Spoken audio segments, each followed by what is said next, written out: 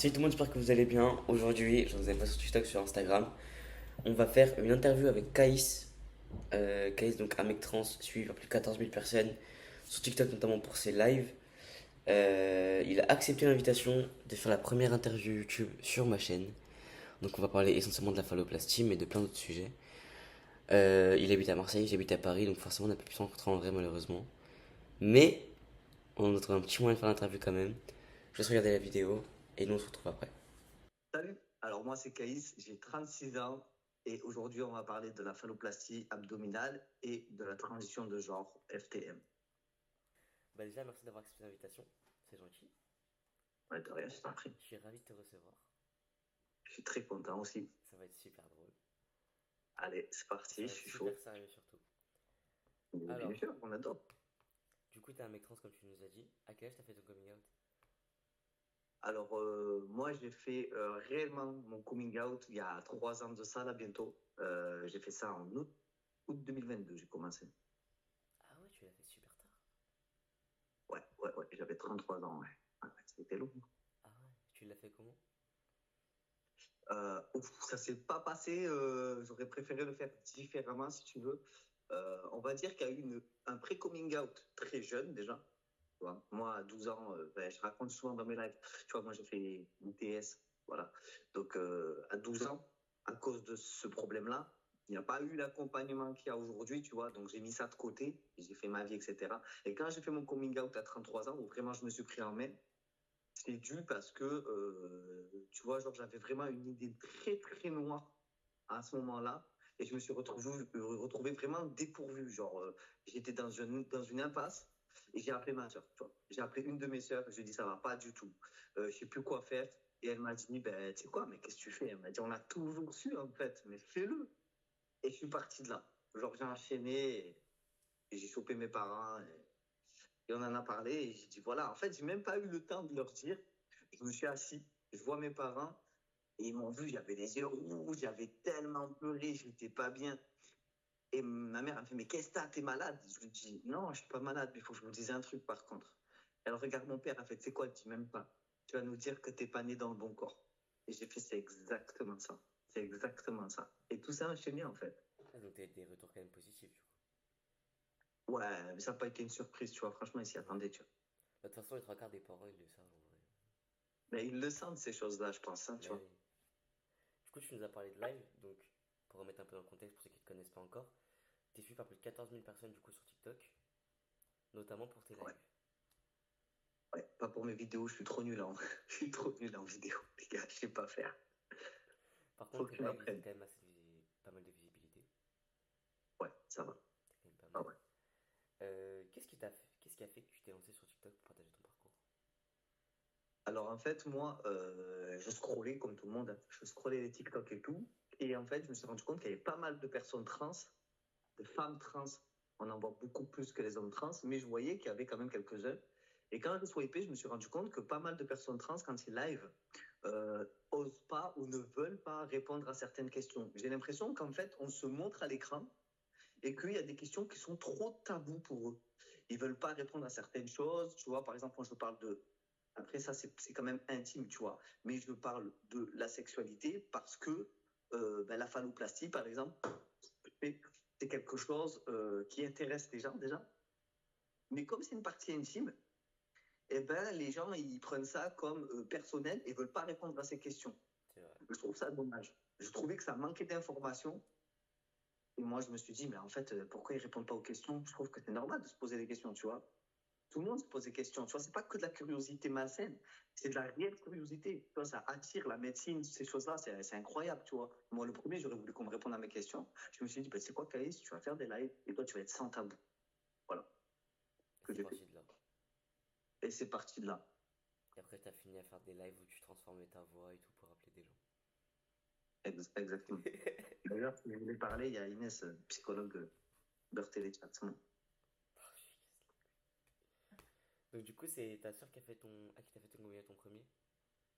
J'ai mal compris. Ouais, ouais, j'ai appelé mes sœurs. J'ai deux sœurs. J'ai appelé mes deux sœurs cash. Et c'est les deux Ah ouais, premières ouais. qui l'ont su. Ouais. Après, j'ai enchaîné avec ma tante. Tu vois, j'ai fait crescendo. Mais dans la même journée, hein. Dans la même journée. J'ai appelé ma tante. Elle m'a dit, vas-y, go, go, go. Et je crois que le soir même, ou le lendemain, je suis allé voir mes parents. Direct. Ah, il fallait que j'enchaîne. Pour moi, tu vois, genre, c'était tellement vital. Là, vraiment, c'était vraiment vital. J'étais au bout du rouleau que voilà. Que Mais c'était c'est allé important. très vite. Parce que, mais dis-toi que je crois, même pas 3 jours après, j'ai appelé mon directeur. Je savais pas comment lui dire, tu vois. Genre, j'avais mon taf et tout, 6 ans de boîte. Et là, je lui ai dit, j'ai fait, écoute, faut que je te dise un truc. Genre, j'avais trop peur. J'avais trop peur. Tu m'as dit, c'est ton taf. 6 ans qu'ils te connaissent sous ton dead name, une identité féminine. Et là, tu arrives, tu dis, ouais, voilà, ben, en fait, je lui dis, j'ai commencé la testo, je change, voilà, ça se passait comme ça. Bon, bah, ah, là, faut aller au courage. Voilà, ça allait trop vite. Et t'as pas eu peur de faire ton coming out en soi? Que, T'as pas eu peur de faire ton coming out? franchement, bien sûr, j'ai eu peur. En fait, le truc, c'est fou, c'est que c'est tellement. J'ai l'impression que c'est encore tabou. Pourtant, en 2025, c'est tellement quelque chose de tabou, alors que ça devrait être quelque chose que, tu vois, ça regarde personne, tu vois. Non, bah C'est oui. juste le bien-être des autres qui compte. Mais ouais, je me suis pied dessus. Ouais, j'ai eu un peur. Je me suis dit, mais qu'est-ce qu'il va penser de moi? Quel est le regard qu'on va avoir de moi? Est-ce que ça va bloquer, tu vois? Et en plus, moi, c'était un métier où j'avais plein de clients. Je me déplaçais chez les clients, je devais en avoir au moins 30. Tu te rends compte? Ils m'ont rencontré, je les voyais. Parce que en plus de faire un coming out au travail, je fais un coming out auprès des clients aussi, tu vois. Bah oui. Et c'était lourd, tu vois. Mais j'étais pas féminine, j'étais pas, tu vois. Ouais. Ça a pas Je me suis choqué non plus, senti. quoi. Non, ça n'a pas choqué les clients. Et puis, à un moment donné, franchement, faut y aller, quoi. Faut y aller, pas le choix. C'est ta vie, quoi. Exactement. T'as commencé les hormones à partir de combien de temps, du coup? Après ton coming out? Ouais, ça allait vite. Tiens, je crois que 3, 4 jours après. Parce qu'en fait, moi, au début, et ça, c'est pas bien. Franchement, je vous le dis, j'avais vu une médecin traitant. J'avais vu une médecin traitant avant mon psy. J'avais parlé de mon problème. Et elle m'avait fait une ordo de thé. Elle m'avait fait une ordo de thé, donc je suis allé tout de suite à la pharmacie. Et j'avais déjà fait mon ALD, j'avais fait une demande. Donc elle m'a tout de suite fait mon ordo de thé et tout. Par contre, attention, je vous fais une parenthèse, hein, ça c'est important. Un médecin traitant peut faire une ordonnance de testostérone s'il est spécialisé en endocrinologie. Il y a un truc comme ça. Il y Mais a, il peut il y a vous la des certains. renouveler aussi. Exactement. Un médecin traitant peut la renouveler, etc. Mais la première ordonnance de thé, c'est qu'il doit être spécialisé dans ça. Mais sinon, allez voir un endoc, franchement, c'est trop important De toute façon, d'être suivi. Ah, c'est la base. Franchement. c'est le plus important de la transition, je crois. Ah, voilà. Comment s'est passée la première injection? Gros stress. Première injection, taille de l'aiguille, mon gars, des tumeurs froides. J'ai vu le truc. Je vous dis la vérité, hein. Faut pas avoir peur des aiguilles. Après, de toute façon, c'est un parcours. Ah, C'est celle-là, un elle tabasse, parcours. hein. La première, elle tabasse, hein. On va dire la vérité. Elle tabasse. Mais tu sais que même encore aujourd'hui, quand je prends, je sais pas vous si ça vous le fait, mais anecdote, je pense que plein de mecs trans là se reconnaissent, mais à chaque fois que j'ai ma piqûre à la fesse, je fais toujours un petit mouvement de bassin. Oui. Tu vois? Oh, ouais, elle est rentrée. Tu vois, exactement. Après, Après, elle se lève, tu fais. tu sais, t'as cette petite douleur dans la fesse qui te lance, qui te dit, on est là, mon frère. On Exactement. va faire 3 jours avec toi, tu as compris ou pas? 3 jours, Voilà. tu t'en sors pas, mon frère. Exactement. Mais non, franchement, plus de peur que de mal. Après, Oui. dès que la première année là, c'est un Ça avant devient, ça devient, ça devient. l'habitude, c'est le rituel. Exactement. Bon, du coup, on a parlé d'hormones. Qu'est-ce qui vient après les hormones, Caïs? La chirurgie, monsieur. J'ai commencé par l'hystérectomie totale, moi, avec la fermeture de la cavité vaginale. Alors, c'est vrai que dans le parcours, tout le monde se met des étapes.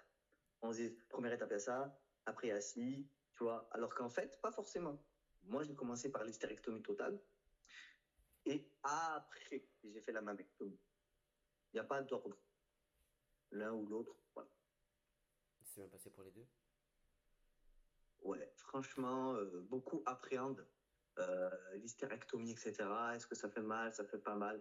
Franchement, si vous suivez bien les conseils, moi je vous dis franchement, après, moi je suis pas douillet, mais clairement, sans mentir, j'ai pas eu de douleur pour l'hystérectomie totale. Pourtant, il y a eu la fermeture de la cavité vaginale et je n'ai pas eu de douleur. Important, boire de l'eau et marcher. Il faut marcher parce que c'est une intervention où on t'injecte du gaz dans le ventre pour gonfler, en fait, et pour laisser l'espace entre les organes.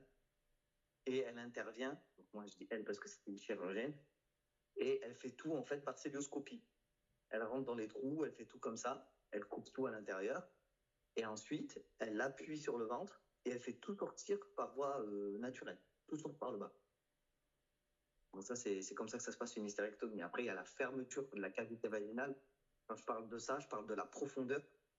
Vous voyez ce que je veux dire? Et ça, c'est pas obligatoire. Ça, c'est important de le préciser. En tout cas, je ne parle que pour l'équipe de Lyon.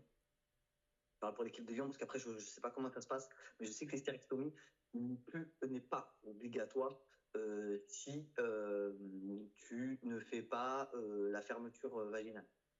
Ça, c'est propre à chacun. En fait, ça dépend. Ça va dépendre de ta sexualité, en fait.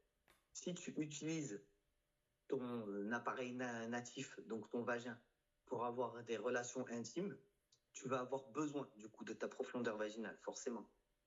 Donc, si tu l'utilises, tu ne vas pas fermer ta cavité. Et tu peux très bien faire une hystérectomie et laisser ouverte ta cavité vaginale. Ça, c'est vraiment à la carte quand tu fais une hystérectomie. Comme je disais, y en a qui ne savent pas, qui ne connaissent pas. Il y a la totale et la partielle. La totale, c'est quand tu décides de tout retirer. Tu enlèves tout. L'utérus, les ovaires, les trompes, tout. Et la partielle, tu peux garder tes ovaires, tu peux garder les trompes, par exemple, aussi. Ça, c'est propre à chacun. Très très bien. Et du coup, pour le torse? Et le torse, alors, après ça dépend des chirurgiens. Les questions qui reviennent, c'est le coût financier.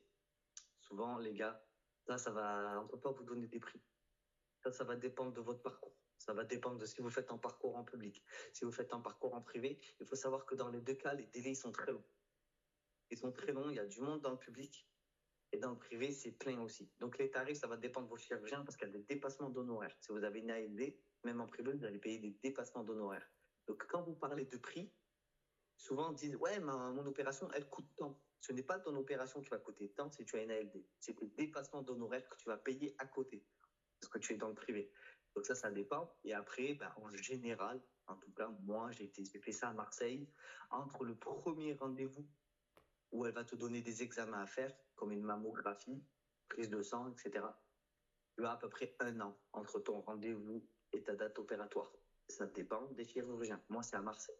Donc, et les autres, ça peut être très rapide. Mais un conseil, quand vous voulez faire des chirurgies, quand vous prenez rendez-vous avec votre chirurgien, regardez le book. Regardez son book, regardez les résultats avant de prendre une décision. D'accord? Ça, c'est très important. Parce qu'après, sinon, vous allez devoir faire des retouches et ça, c'est pas ouf. Ah, c'est pas sympathique. Donc, du coup, t'as fait combien d'opérations là en tout? Alors là, au total, j'en suis à 6. Je dis pas de bêtises. Ouais, et là, je suis à 6 opérations. Il m'en reste une toute dernière, la dernière étape de la phalloplastie abdominale, pour ceux qui ne connaissent pas le mot phallo, qui sera début octobre. Mais là, j'ai enchaîné 6 opérations. Et du coup, tu seras à 7 opérations au total. Ouais. Là, ouais. Et quelle a été la pire selon toi là? Pour l'instant, sur les Moi, 6. la pire des pires, ça a été la deuxième étape de la phalloplastie. On appelle ça la poignée. Le vrai terme, c'est la tubulisation. En fait, vous Cette savez pas, vous, étape-là, mais il faut savoir que Caïs, chaque étape, il m'a envoyé des photos. Donc, je sais exactement de quoi il parle. mais ça a été la pire des pires parce que il faut savoir que mon chirurgien, alors je pense qu'il a mis ça en place quand ça a été mon tour, comme par hasard, merci, où il y a des points de renfort. Je ne sais pas s'il fait tout le temps, mais la plupart des mecs là, que j'ai rencontrés, ils l'ont fait, où en fait c'est comme si on te placardait au niveau du plexus, à gauche et à droite, vraiment au niveau des cuisses en haut, là, tu sais, le haut des cuisses, et il enfonce et puis t'es cousu là, tu vois. Ça va être génial. Là, tu poses la jambe, tu te couches, tu te lèves, tu peux plus bouger. Tu hurles. Je jure, pendant 3 semaines, j'ai hurlé. Ah, c'était horrible, horrible. Après, attention les gars, n'ayez pas peur, c'est pas insurmontable. C'est vrai que c'est pas très agréable sur le moment. Après, t'as des médicaments pour ça. Voilà, mais c'est juste une mauvaise passe. Mais après, ça va très bien. Et voilà, quoi. Après, il faut vous dire, quand vous rentrez dans un parcours de phalloplastie, On est quand même dans un parcours qui est difficile, je pense, plus sur le point psychologique que sur le point physique. C'est juste que c'est contraignant parce qu'il faut s'organiser. C'est long dans le temps. Et physiquement, après, moi, je suis pas douillet. Mais ça se fait très bien, les gars. Ça se fait très bien. Mais je peux pas vous dire que c'est facile non plus et que vous n'allez pas avoir mal parce que ce serait vous mentir. Vous allez avoir mal. Par contre, on en parlera à la dernière étape de la fallo. On en Ah bon? reparlera après tout ça. Vas-y, vas-y. Moi, je croyais que c'était moi qui gérais l'interview, mais bon, apparemment, c'est la dictature. Là, c'est la question d'un abonné. Salut Caïs, explique-nous rapidement ce que c'est la fallo, s'il te plaît. Alors, la phallo, pour ceux qui ne savent pas, hein, je vais dire le terme en entier, c'est la phalloplastie. Donc, c'est la création d'un sexe masculin et moi abdominal, donc par la peau du ventre. Voilà, ça consiste à créer un pénis, Simplement. simplement. Comment t'as pris la décision de la faire, ta fallo? Parce que ça reste une grosse opération dont beaucoup de gens ont peur. Ouais. Et toi, Alors, t'as moi, sauté le pas, toi. ouais, j'ai sauté le pas parce que ça a été une évidence. Mais tu vois, je parle que de ma propre expérience à moi. Certaines personnes trans, d'hommes trans, ne ressentent pas forcément de dysphorie sur le bas. Ils se sentent très bien en accord, que ce soit par rapport à la sexualité ou le visuel, ça leur dérange absolument pas. Moi, je sais que depuis toujours, cette partie-là de mon corps me posait problème et que c'était quelque chose que je ne voulais pas voir sur moi. Donc pour moi, ça a été une évidence d'aller jusque-là, quoi. Ça a été naturellement, je suis allé le faire. Moi, c'était inné, quoi. Ah oui, oui, oui, moi, je me suis même pas posé la question de si ça allait être douloureux, est-ce que ça allait être long dans le parcours. Je me suis jeté dans la gueule du loup et j'ai fait, ah bon, c'est comme ça. T'as jamais eu de doute ou de peur par rapport à la fallo? Franchement, non. On m'a tout de suite dirigé vers mon chirurgien à Lyon. J'avais entendu que des trucs de ouf sur lui, trop bien et tout, tu vois. Son nom, il faisait que de passer et tout. J'étais dans un Discord à l'époque où certains mecs en parlaient pas mal et il y avait que des retours positifs. Du coup, j'ai pris rendez-vous. Et c'est pour ça que, avant de me lancer, j'ai pris mon rendez-vous, j'ai vu ses photos, j'ai validé. Liste d'attente. De toute façon, Mais, c'est le top en français, je crois. bah oui, oui, oui, oui, oui. Du coup, je vous ai dit tout à l'heure qu'il te restait une étape pour la fallo. Est-ce que tu pourrais nous faire la liste des étapes que tu as faites et nous décrire un petit peu pour mettre dans le contexte pour ceux qui ne connaissent pas du tout la fallo? D'accord. Alors, phalloplastie abdominale, d'accord. Donc, par la peau du ventre. Je précise parce qu'il y a plusieurs types de phalloplastie. Donc, abdominale. La première étape, sans urètre, hein. Attention, je vais parler de la phalloplastie sans urètre. La première étape, c'est les ballons. Donc, on va te mettre deux ballons au niveau du ventre. Tu vas être ouvert à gauche et à droite. On va te mettre un ballon. En fait, c'est des poches siliconées, hein, chirurgicales. Donc, on te met un ballon à l'intérieur, ici, avec des chambres implantables. Donc, il y a un petit tuyau. Et sur les côtés des hanches, ici, il y a des chambres implantables. Et en fait, chaque semaine, l'infirmière, elle vient et elle pique au niveau des chambres implantables. Elles injectent du sérum physiologique. Et en fait, c'est des ballons expandeurs. Ça va gonfler ton ventre. Arrivé aux 3 mois, tu auras à peu près 1,2 litre, voire 1,3 litre de chaque côté. Donc, tu as un ventre assez énorme, on va dire. C'est pour étirer la peau. Et ensuite, c'est pour l'étape 2. L'étape 2, qui est la poignée. On appelle ça la poignée, mais le vrai terme, c'est la tubulisation. En fait, on va prendre ce surplus de peau, donc, grâce au ballon, il va amener cette peau et il va faire une espèce de poignée, une boucle, comme une poignée, en fait. Et en fait, si vous voulez, c'est pour ça que je parle et que je dis à chaque fois que ce n'est pas une greffe, parce qu'en fait, la peau ne va pas quitter ton corps, à proprement dit. Elle est vraiment reliée. Donc, tu auras cette poignée et en fait, ça part du bas-ventre, vraiment au bas-ventre, et elle est reliée jusqu'au pubis en bas. Jusque, j'ai envie de dire, sur le haut de ton vagin. C'est relié, quoi. Ça fait une boucle, tu vois. Et en fait, on fait cette technique-là pour pas que ça nécrose, pour que le sang continue de circuler. Ça vascularise, si je ne dis pas de bêtises, c'est bien le mot. Et en fait, c'est pour éviter la nécrose. Donc, ce deuxième temps, ça s'appelle la poignée, une poignée. Et après, tu as la troisième étape, où il vient décrocher cette poignée au niveau du bas-ventre. Et le fait de la décrocher, et ben là, tu as la phalloplastie brute. Elle pend, en fait. Elle est là, elle est présente, donc ça pend. Et il fait un peu une petite abdominoplastie au passage. il essaie de reprendre la peau, de la tendre du ventre et de remettre un peu en place parce que les ballons, ça peut faire un peu des dégâts, comme ça fait un surplus de peau. Donc il tend la peau et il la remet un peu en place. Donc tu as une cicatrice qui est au niveau du bas-ventre. Donc les cicatrices qui étaient en haut, vous ne les voyez plus. Hein, parce qu'avec les ballons, forcément, vu que ça gonfle, la peau, elle tombe. Donc du coup, elle se retrouve en bas. Sur votre ventre, vous ne verrez aucune cicatrice sur votre ventre. La cicatrice, elle est vraiment autour de l'élastique, comme une césarienne en fait, du boxer. Donc elle est invisible. Et le reste se trouve en bas de la ceinture. Et les cicatrices sont vraiment pas mal. Après, ça dépend comment de cicatrices. Mais elles sont vraiment très belles. Donc rien n'est visible à l'œil nu. Tu peux être en short, en maillot de bain, tu la verras pas. Donc ça, c'était la troisième étape. Donc le décrochage. Et la quatrième étape, c'est la granuloplastie. Tu n'es pas obligé de la faire. Ça, c'est important de le dire. La granuloplastie, c'est tout simplement de l'esthétique. Et le gland, ça dépend de chacun. Donc, tu as le gland par greffe, donc par peau de la cuisse. On te prélève un lambeau au niveau de la cuisse de peau, et là, on te fait le gland. Ou tu as l'ourlet. L'ourlet, c'est ce que j'ai fait. Je devais partir sur une greffe, mais je me suis penché sur l'ourlet. Pourquoi? Parce que j'avais déjà une très bonne taille. Et le fait de faire la greffe, ça rajoute 1 ou 2 centimètres. C'est pas ce que je voulais. Donc en fait, cet ourlet, moi, consiste à prendre la peau qui est déjà sur la verge, à faire un ourlet, et esthétiquement, du coup, ça fait un gland. Voilà, ça c'est le gland. Mais attention, on n'est pas obligé de le faire, à savoir que le gland, peu importe la technique que tu vas faire, avec le temps, ça peut s'effacer aussi. Ça peut s'effacer, on verra toujours un petit peu la démarcation, mais ça peut s'effacer. Et il existe un tatouage médical pour ça. Et on peut le faire comme on peut ne pas le faire. Voilà, ça c'est juste de l'esthétique, le gland.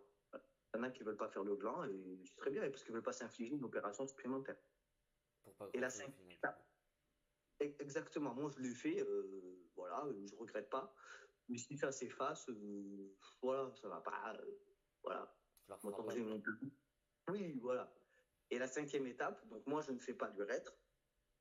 Et je le dis à chaque fois pourquoi je ne fais pas d'urètre, parce qu'il y a 3 grosses complications. Elles peuvent être sur le court ou sur le long terme. C'est pas une technique qui est encore franchement au point, c'est pas ouf. Euh, les complications, je les ai citées, c'est des fistules, les sténoses et les diverticules. Donc en fait, c'est les sténoses, tu as un rétrécissement du canal. Donc en fait, tu as ton urine qui ne va pas s'écouler. Donc opération. Et ça peut arriver très souvent, hein, comme pas du tout, mais ça c'est rare, il y a souvent des complications. Tu as les fistules, tu vas uriner. Et quand tu urines, tu as peut-être 60% qui sort par le trou devant, par le bon trou, et le reste, ça va sortir tout à falot, quoi. En fait, ça fait des jets. Donc, tu vois, c'est pas fou de pisser, d'uriner, et puis ça sort de partout. Donc ça, c'est pareil, c'est opération. Et l'autre complication, en fait, tu peux avoir une espèce de poche d'urine qui se crée à côté de ta vessie, etc.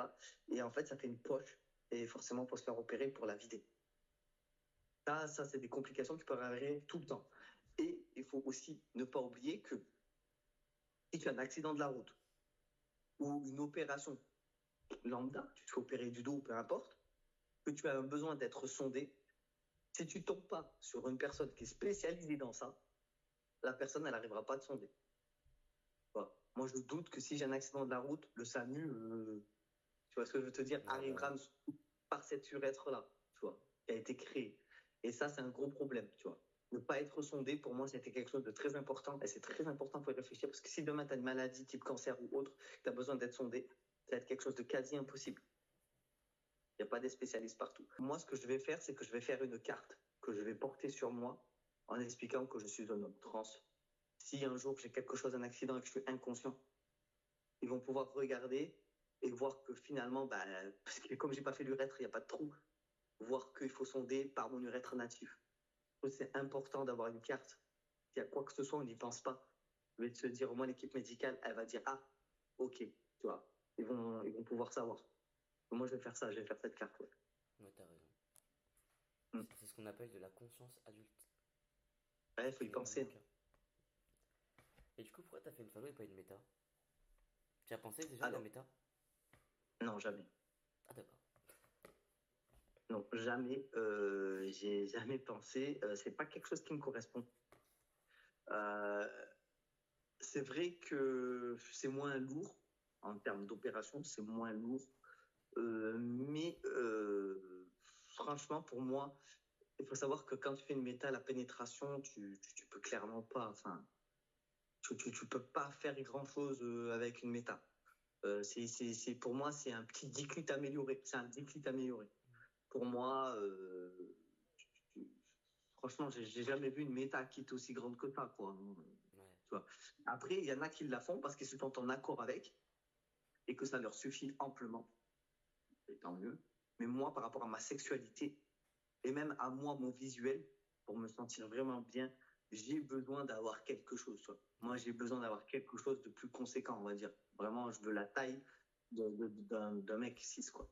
Ouais. Du coup, tu as dit que je pouvais pas donner de prix exact au niveau des opérations, ça on est tous d'accord. Mais est-ce que c'est vrai qu'une phalloplastie ça peut coûter jusqu'à 80 000 euros? Toi, qu'est-ce que tu en penses de tout ça? On parle de sans prise en charge, sans ALD, sans mutuelle, tout ça. Ouais, bah, je pense qu'il faut pas parler quand on connaît pas les tarifs déjà. Même moi qui suis dedans, je pourrais même pas te dire le tarif exact. Tu vois. Honnêtement, je pourrais T'es pas loin de te ces dire un prix-là. chiffre exact. J'ai une idée, j'ai une idée, mais moi je dirais 60 000 max, 30 000 à peu max. près. Ouais, je dirais dans ces eaux-là. 80, on est dans l'abus. Après, il faut savoir que c'est vrai que ça peut monter très vite. Si, je sais pas, demain je suis opéré, je mets ma prothèse, j'ai une complication. J'ai une complication, il faut changer cette prothèse, il faut en mettre une autre. Le matériel, à chaque fois, la prothèse coûte un rein, leur façon de parler. Donc à chaque fois, bah, tu ouvres, tu changes, tu ouvres, tu changes. Tu peux pas garder la même. Tu peux pas faire une réparation et laisser la même. Tu es obligé de changer. Donc non, mais la phallo en soi, en tout cas l'abdominale, je sais pas les autres combien ça coûte, peut-être pareil, j'en sais rien. Mais non, tu vas pas à 80. C'est quoi la dernière étape de la phallo que tu comptes faire du coup? Alors la dernière étape, c'est tout ce qui est, on va dire, fonctionnel.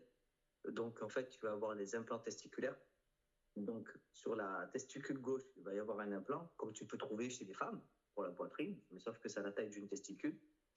Et sur la testicule droite, donc tu vas avoir la poire, je peux ça la poire, petite pompe, qui elle est reliée à une prothèse. Pour ma part, c'est une prothèse de marque ZSI. Il faut savoir que certains n'arrivent pas à comprendre. Ils entendent prothèse avec phalloplastie et ils disent mais comment ça, tu mets une prothèse?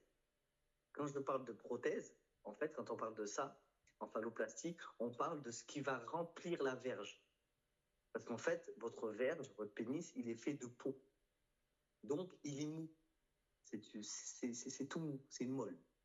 Donc, pour que ce soit fonctionnel en érection, il faut que ce soit un peu dur. Donc, on intègre à l'intérieur de la verge une prothèse. On peut dire que c'est comme si c'était un grand préservatif en silicone. Et en fait, quand tu vas presser donc sur cette testicule droite, tu as plusieurs types de prothèses. Moi, c'est celle avec le liquide. Donc, il y a un réservoir, tout est invisible, hein, bien sûr, ça ne se voit pas. Il y a un réservoir qui sera placé entre mes muscles, vers la vessie, je crois, par là. Et en fait, ce réserve va contenir un sérum physiologique, un sérum. Et le fait de presser sur ma testicule, ça va aller chercher le liquide qui est dans le réservoir et ça va partir dans cette prothèse qui est dans la verge. Donc il y a un tuyau qui relie et hop, du coup, tu es en érection. En fait, ce liquide, il remplace la fonctionnalité du sang. Un homme cis, c'est le sang qui fait lever sa verge. Ben, nous, ça sera ce sérum-là. En tout cas, pour cette prothèse-là. Et pour être au repos, sur cette même testicule à droite, au toucher, quand on appuie, on sent qu'il y a un clip. Tu appuies sur ce clip et du coup, tu tombes au repos et le liquide, il remonte le tuyau et il repart dans son réservoir. Parce qu'il y en a qui disent, mais du coup, quand tu as un orgasme, c'est ce liquide qui sort, etc. Non, il n'y a rien qui sort. Tu as l'orgasme parce que c'est relié aux sensations, à l'excitation du liquide. L'orgasme provient du liquide. Et ce liquide-là, il sert juste à lever, à avoir une érection.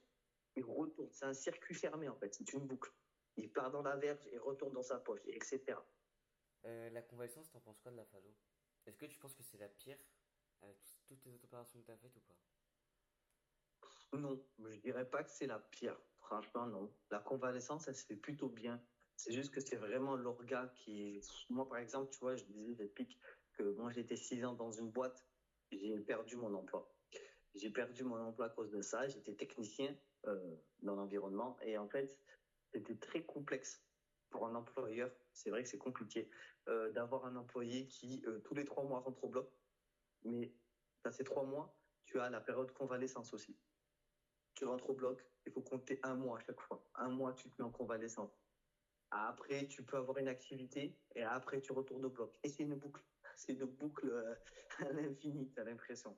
Donc, c'est vrai qu'il y a beaucoup d'arrêts parce que tu peux pas être dispo. Donc, ça, c'est très compliqué. Par contre, l'étape des ballons, qui est très particulière, cette étape des ballons, c'est une étape où tu ne peux pas faire d'efforts vraiment physiques. Et ça, par contre, c'est un métier qui est physique. Là, par contre, ça va être problématique sur la durée. Donc, ces 3 mois, ça va être très problématique si c'est physique. Il ne faut pas que les ballons se retournent. Donc, t'as Il ne 3 faut mois pas que d'arrêt avec tu... les ballons, du coup. 3 mois d'arrêt. Lui, il va te faire un arrêt, je crois, de 1 mois de chirurgien. Après, c'est à toi de voir avec ton médecin traitant qui va prolonger cet arrêt. Parce que si tu as un emploi, comme je te dis, qui est physique, si tu es mécano, que tu dois te mettre sous les voitures, et si ça, te baisser, faire des mouvements où tu portes du poids, etc., ça, c'est absolument pas possible. Ça, faut oublier. Donc, ouais, là, par contre, les ballons, pendant 3 mois, tu oublies. Par contre, si tu as un métier que tu peux être en télétravail, etc., c'est parfait. Ouais, Mais si tu ne peux pas, ça va être très compliqué. ouais, c'est très, très, très, très dur. Mais sinon, il y a une vie comme tout le monde, hein. Même avec les ballons, hein. Tu peux sortir, marcher, te promener, tu fais ta vie comme tout le monde. C'est juste que bah, des fois, tu es un peu limité quand ça gonfle sur tes mouvements pour te baisser. Il faut vraiment te baisser accroupi, pas te baisser comme ça et tout ça. Mais sinon, tu as une vie comme tout le monde, hein. Tu as ta convalescence, tu sors, tu vis, quoi. C'est absolument pas handicapant. Non. Non, franchement, je te dis, à part les ballons, quand tu es vraiment gonflé, puis même visuellement, les ballons, euh, moi, je mettais des pulls larges. Parce Ouais, que visuellement, tu ressembles à comme ça, tu vois, ton membre. Donc, déjà, on va se poser des questions, ouais. forcément. Au niveau des rapports, je pense que ça va être comment avec la pompe? Alors, le chirurgien préconise 6 semaines à partir du moment où tu mets la pompe, mais il n'y a clairement pas 6 semaines. Il y a beaucoup plus, je pense. Parce que la douleur, elle est tellement intense. Là, j'ai vu 2 potes, là, qui ont mis la pompe prothèse et tout, donc la dernière étape. Il y en a un, il m'a dit, putain, quand je suis allé chez le chir, parce que c'est lui qui active pour la première fois ta pompe avec toi. Il m'a dit, j'ai dû dire d'arrêter, j'allais tomber dans les pompes. Mais j'ai tellement mal et tout, c'est tellement douloureux. Donc, ouais, à mon avis, il y a un bon moment avant que tu puisses être à l'aise avec et pas avoir mal, quoi. Ça défonce, apparemment. Putain, ça va être horrible. Ah, ouais, ouais, ouais. Et je te le dirai, du coup, début octobre. Tu m'enverras une photo, moi. Et tu me diras aussi. Ah, ouais, ouais, que je suis vivant, ouais. Je vais débarquer à Lyon, tu vas voir si t'es pas vu. Ok. Eh ben écoute, on a fait le tour des questions. Juste avant, je vais rebondir sur un petit sujet. On a eu une polémique il y a pas longtemps, toi et moi. Enfin, il y a pas longtemps. Ça va Ouais. faire un an Ouais. bientôt. Ah, ouais, déjà. Je suis nostalgique. Bah, gros, je t'ai pas encore opéré. Je crois qu'il y a eu du temps Ah, avant. oui. Ah, oui, oui. Ouais. Ton avis, il a changé ou pas depuis? Alors, c'est une polémique pour ceux qui n'ont pas trop suivi, c'était sur les personnes non binaires. On comprenait pas pourquoi les personnes non binaires étaient attachées aux personnes trans. Ouais, c'est vrai, c'est vrai. Alors, bah, tu vois, finalement, cette polémique, elle a été intéressante puisque ce que je regrette, c'est que la communauté, elle est beaucoup trop sur la défensive. Elle est beaucoup trop sur la défensive et tu te fais tout de suite agresser quand tu. Parce que c'est pas parce qu'on est trans nous-mêmes que on comprend tout et que tout le monde est OK avec tout le monde. Et qu'on sait Enfin, tout. OK, c'est un grand mot. Mais c'est vrai qu'on peut avoir des avis différents, mais se respecter les uns les autres. Surtout que je suis hyper ouvert à la discussion. Beaucoup de personnes non binaires sont venues à mon encontre. J'ai apprécié. J'ai pu être, entre guillemets, éduqué sur le sujet de la non-binarité. Tu vois. J'ai trouvé ça très intéressant parce que c'est très vaste, la non-binarité. J'ai appris des choses que je trouve intéressantes. Il y a certaines choses que j'arrive mieux à comprendre. D'autres choses, encore, c'est un peu flou. Mais c'est vrai que j'invite toutes les personnes non binaires, surtout les personnes atypiques, ça m'intéresse parce que je suis curieux, tu vois. Je veux apprendre, je veux savoir pourquoi. Ben, je sais pas. Je sais pas comment expliquer ça, mais il y a des choses que j'arrive pas à comprendre. Ouais. Mais je suis ouvert de fou. Je suis ouvert de fou. Mes DM, vous savez, les chéris, ils sont ouverts. Moi, dans mes lives, tout le monde est bienvenu. Et j'espère même que s'il y a un non-binaire qui m'écoute et qui est chaud de discuter de la non-binarité dans un de mes lives, ce sera avec grand plaisir parce que c'est vrai que c'est quelque chose qu'on n'en parle pas très souvent. C'est vrai. Donc, franchement, il y a beaucoup de gens qui comprennent pas la non-binarité. Regarde la preuve, nous-mêmes, concernés.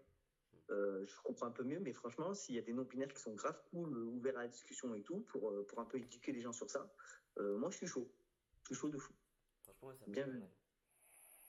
Ouais, c'est intéressant d'en parler. Même Après, s'il y en bon, a qui veulent faire une petite interview comme Caïs, vous m'envoyez un message, vous m'envoyez un mail dans ouais, le mail dans la bio là. bah écoute mon frérot. Ça Ok. max. Allez, bisous mon frérot. Allez, bisous mon petit. Merci, bisous. L'interview est maintenant terminée du coup. Je remercie infiniment Caïs d'avoir accepté l'invitation, d'avoir répondu à toutes nos questions sans tabou. Si vous en avez d'autres, n'hésitez pas, mettez-les en commentaire. Peut-être qu'on fera une partie 2 de l'interview. Peut-être que, je sais pas, on aura d'autres trucs à faire, d'autres trucs à traiter. Mais voilà, encore une fois, un grand merci à Caïs. Et bon courage à lui pour la dernière opération. Sur ce, moi je vous fais plein de gros bisous. N'oubliez pas de vous abonner, de liker la vidéo, de la commenter, de partager à vos potes, de faire tout ce que vous voulez, mais faites-la péter. On se retrouve bientôt pour une nouvelle vidéo, ou peut-être même pour une autre interview d'une autre personne trans.